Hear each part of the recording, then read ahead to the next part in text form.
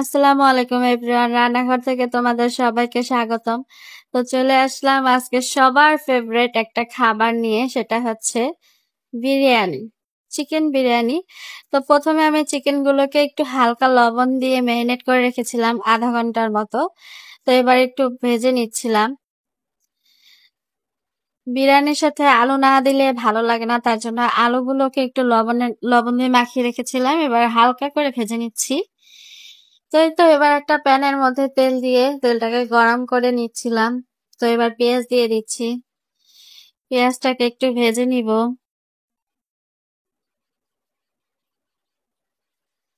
তো এই তো পেঁয়াজটাকে আমি বেরেস্তার মতো করে নিয়েছি। অর্ধেক আমি উঠিয়ে নিব পোলাও চিকেন বিরিয়ানির মধ্যে দেওয়ার জন্য, আর অর্ধেক দিয়ে আমি চিকেনটাকে রান্না করে নিব।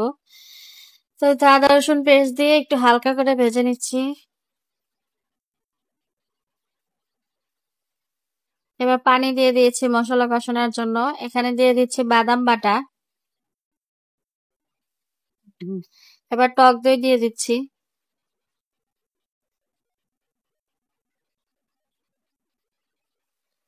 আদা রসুনের পেস্ট দিয়ে কষিয়ে নিয়েছি।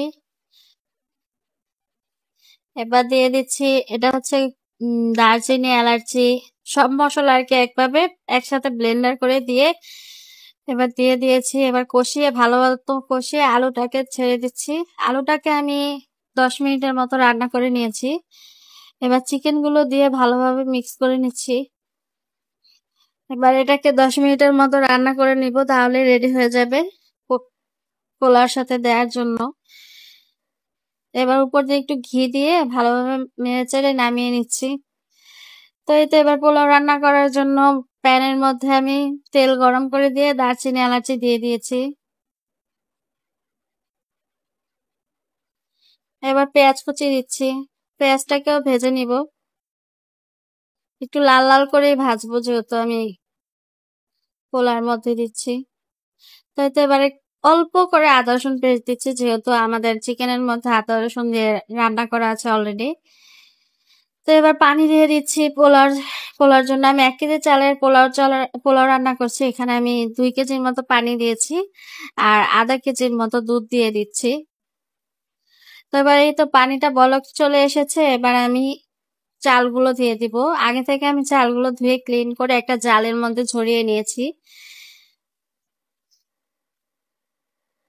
এই তো পোলাও অলমোস্ট আমার রান্না করা ডান, মানে 90% হয়ে গেছে। এর মধ্যে আমি চিকেন গুলো দিয়ে ভালোভাবে মিক্স করে নিব।